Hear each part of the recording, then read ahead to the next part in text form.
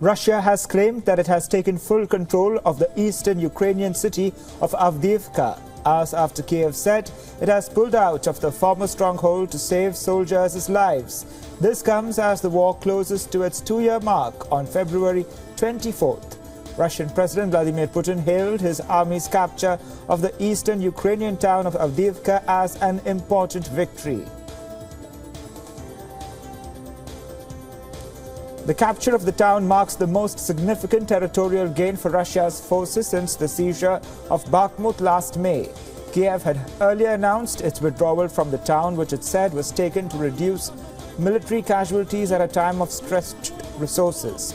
Ukraine's 3rd Assault Brigade released footage showing the movement of servicemen under fire in Avdiivka.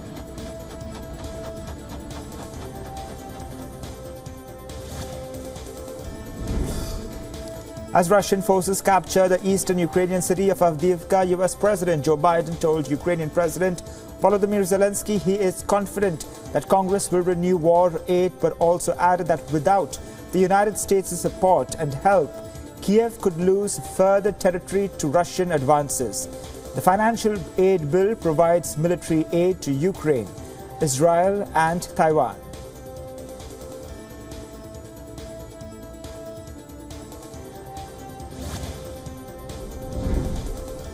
As former US President Donald Trump closes in on the Republican presidential nomination, he has now launched his own line of tennis shoes at Sneaker Con in Philadelphia.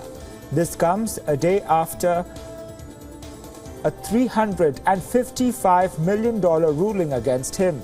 Trump introduced it as what he called the first official Trump footwear. The line of shoes include shiny gold high tops with an American flag detail on the back. They are being sold as Never Surrender high tops for $399. The unannounced launch also came a day after a judge in New York ordered Trump and his company to pay a whopping $355 million in penalties for fraudulently overstating his net worth to dupe lenders.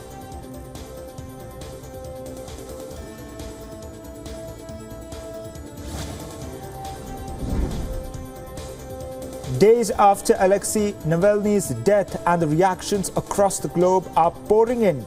He died in Polar Wolf, one of the world's harshest penal colonies. Alexei Navalny's team has accused Russian authorities of trying to cover their tracks by refusing to release the body of the dead Kremlin critic to his relatives. Navalny's team says that the family has been notified of the death and they are waiting for an official death certificate from the authorities along with the return of Navalny's body immediately. Alexei Navalny was Russian President Vladimir Putin's most formidable opponent and critic in Russia.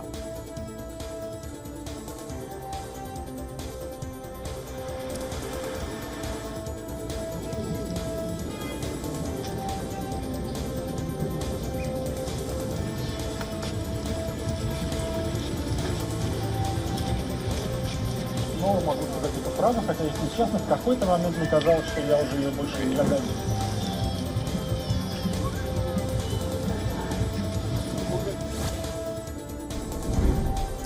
In Moscow, people paid their last respects to Kremlin critic Alexei Navalny by laying flowers and holding placards and signs of protest. Later, the mourners were detained by the police. According to the Russian human rights group, over 400 people have been detained at events organized in the memory of Navalny across 32 Russian cities. This is the largest number of arrests made in Russia since September 2022, when 1,300 people were detained for staging protests against partial mobilization of reservists for the military campaign in Ukraine.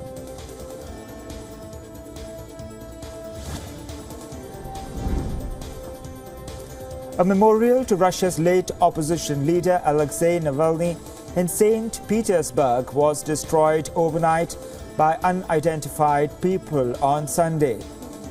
On Friday and Saturday, People in St. Petersburg laid flowers at a monument of victims of political repression following the announcement of Navalny's death in a Russian prison. Many other floral tributes around Russia were also destroyed. 47-year-old Alexei Navalny was convicted of fraud and extremism. Reports of his mysterious death inside the Russian prison have sparked anti-Putin protests worldwide. Supporters say the fiery opposition politician was systematically persecuted for challenging Vladimir Putin.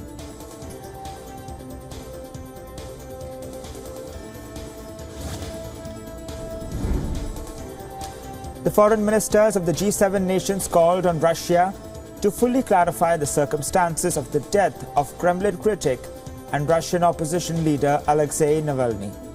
Navalny was Vladimir Putin's most formidable domestic opponent, who was jailed on charges of extremism and fraud. The leaders expressed their outrage at the death of the detention of Navalny. According to a statement released by Italy, which is currently chairing the group of 7 wealthy nations, the foreign ministers of Britain, Canada, France, Germany, Italy, Japan, and the United States met in Munich at the Munich Security Conference.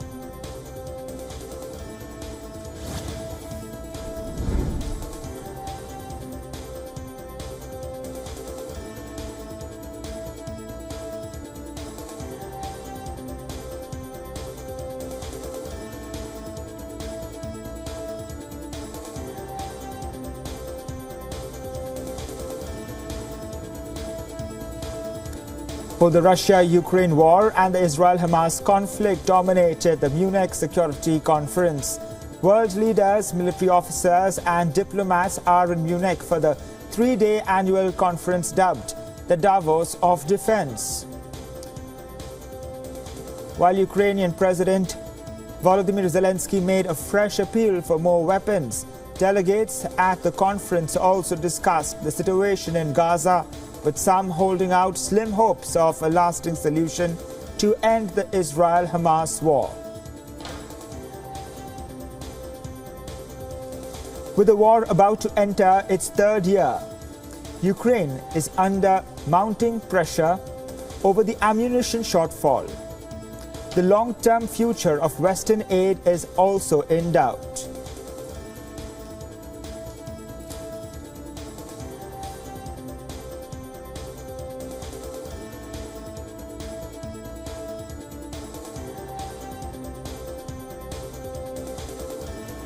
The Prince of Wales, Prince William, is to build and fund a $3.7 million social housing development on his land to tackle homelessness. William has overseen plans to construct 24 homes in Cornwall to be ready next year. They will provide high-quality accommodation in an area with one of the most acute homelessness problems in the United Kingdom. The development of Nansladan, a suburb of Newquay, the Cornish seaside town famous for its surfing, will include a mix of 4-bedroom houses and 1-bedroom flats.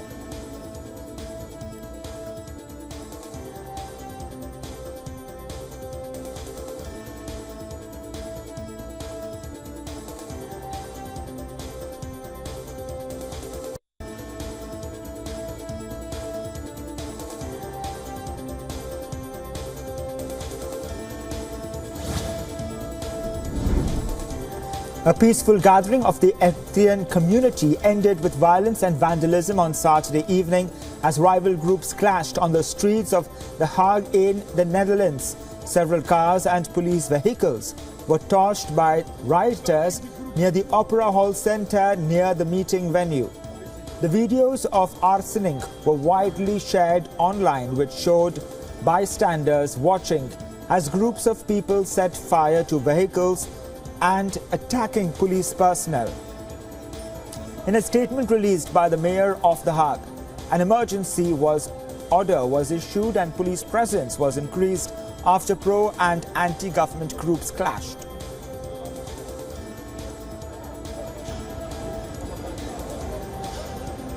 Politie doet niks. Israeli Prime Minister Benjamin Netanyahu has said that Israel will enter Rafah even if a hostage deal is reached with Hamas. This comes as Tel Aviv faces increasing calls to hold off sending troops into the southern Gazan city. About 1.4 million Palestinians have sought refuge in Rafah. The major population center in Gaza is now under the threat of a full-scale military operation.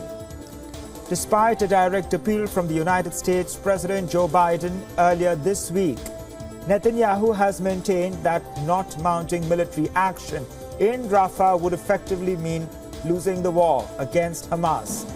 Meanwhile, Israelis continue to mount pressure on the government. Thousands gathered in Tel Aviv on Saturday calling for an immediate release of all hostages still in Gaza.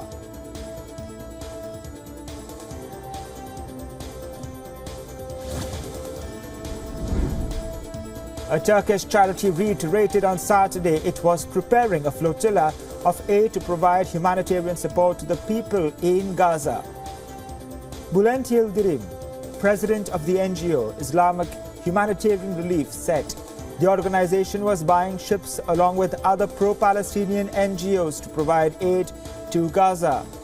The Freedom Flotilla coalition includes the IHH and Mavi Marmara Association from Turkey, as well as several other organizations from Europe, North America, Africa, and Asia.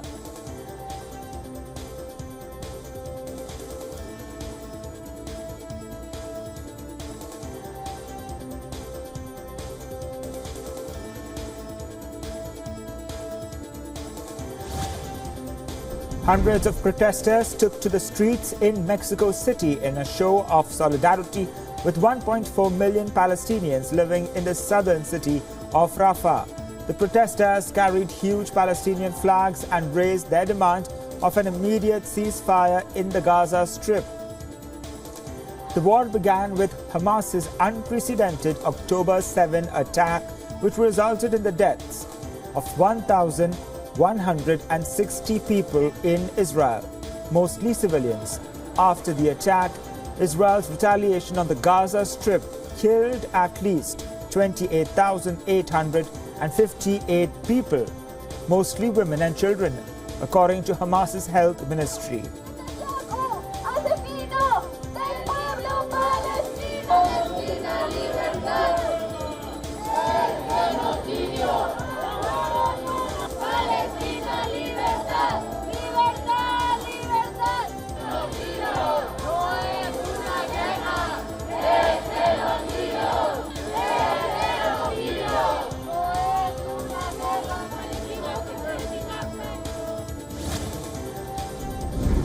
Thousands of Libyans gathered in Tripoli's Martyrs Square to mark the 13th anniversary of the beginning of the popular uprising that toppled the regime of dictator Muammar Gaddafi. Libyan Prime Minister Abdelhamid Dbeibeh to mark his presence at festivities. Despite political division and ongoing conflict, Libyans are determined to continue celebrating the anniversary of the revolution. The 17th February revolution marked the end of decades of oppression and injustice, paving the way for a democratic state.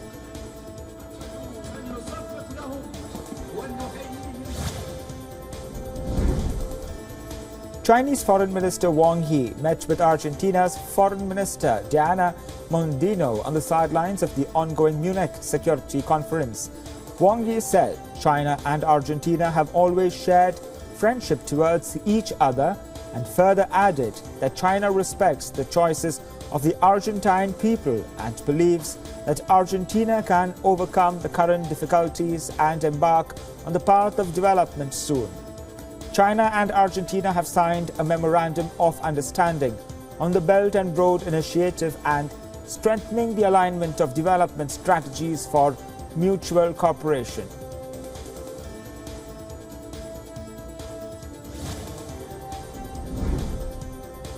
Around 10,000 people of all age groups set a new record for the largest folk dance.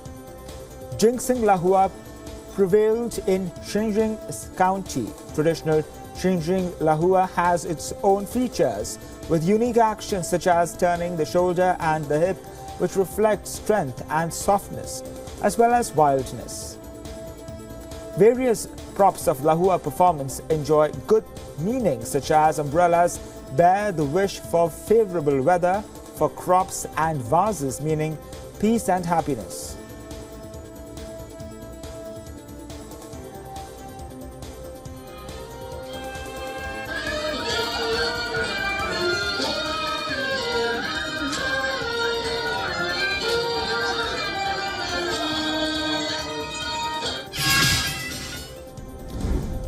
Philippines has accused China's Coast Guard of dangerous maneuvers after Chinese boats shadowed a Filipino vessel and repeatedly blocked its attempts to deliver food and fuel to fishermen. The incident had taken place around the disputed Scarborough Shoal in South China Sea on Thursday and Friday. This comes days after the Philippine Coast Guard made similar accusations against Chinese boats in the same region. In the latest incident, Filipino and Chinese boats kept issuing repeated radio challenges to each other while accusing the other of encroachment on their waters. Despite the blocking attempts, the Filipino boat was able to deliver fuel and other provisions to 19 fishing boats.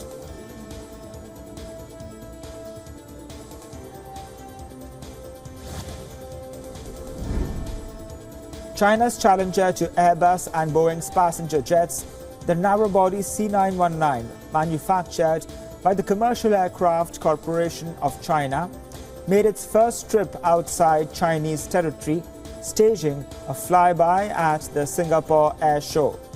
This year also marks the first year that Chinese exhibitors have participated in the Singapore Air Show. The C919 made its first flight outside China in December last year to Hong Kong. The plane is only certified within China and the first of now 4 C919 aircraft began flying with China Eastern Airlines last year. China this year would pursue European Union Aviation Safety Agency's validation for the C919, a process which began in 2018.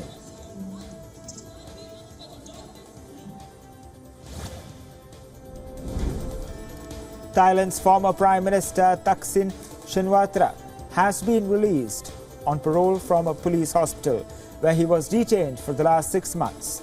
The billionaire was serving time for corruption-related offences. The jail leader was seen leaving the hospital in Bangkok wearing a neck brace. A few people gathered in front of the hospital protesting his release from prison. Thaksin has been a polarizing figure in Thai politics over the last 2 decades. He was in office in the early 2000s until he was toppled in a coup in 2006. The 74-year-old was later convicted of abuse of power and other misdeeds while in office. He then spent more than a decade in self-imposed exile and returned in August last year to serve his prison sentence.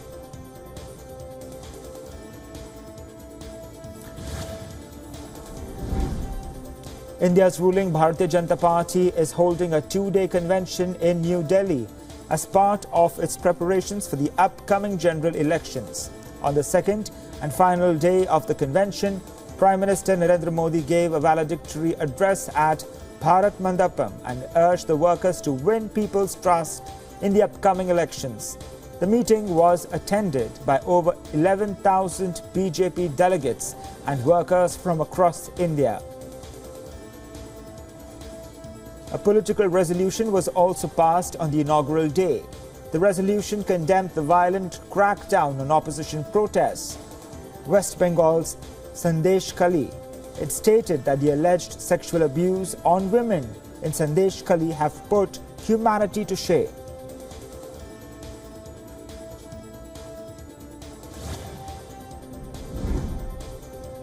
The farmers' protest in India has entered day 6. A 4th round of talks is likely to be held between the farmers and the government later today. Ahead of the crucial meeting, farmers have demanded an ordinance from the government to provide a legal guarantee over one of their main demands, a law on the minimum support price. The Haryana state government has extended the ban on mobile internet and bulk SMS services in at least 7 districts, including Ambala and Kurukshetra, till the 19th of February amid the ongoing farmers' agitation. The Bharatiya Kisan Union, also known as BKU, has announced that farmers will stage a sit-in protest in the states of Uttar Pradesh, Haryana, Punjab and Uttarakhand on the 21st of February.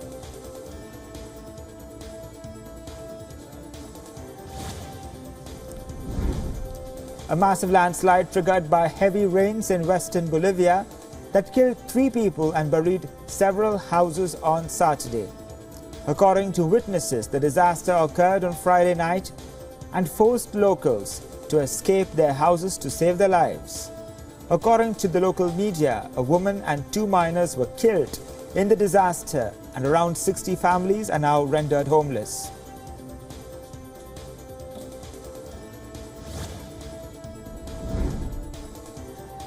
Rains lashed parts of plains in the Kashmir Valley since early today, while higher reaches included Gulmarg, Mashil, Gurez and Zojila received snowfall.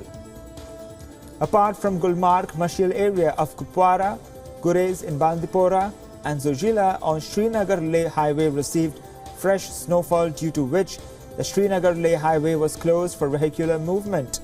The Met Department officials have issued a forecast of extended wet spell in Jammu and Kashmir till afternoon of February 21st.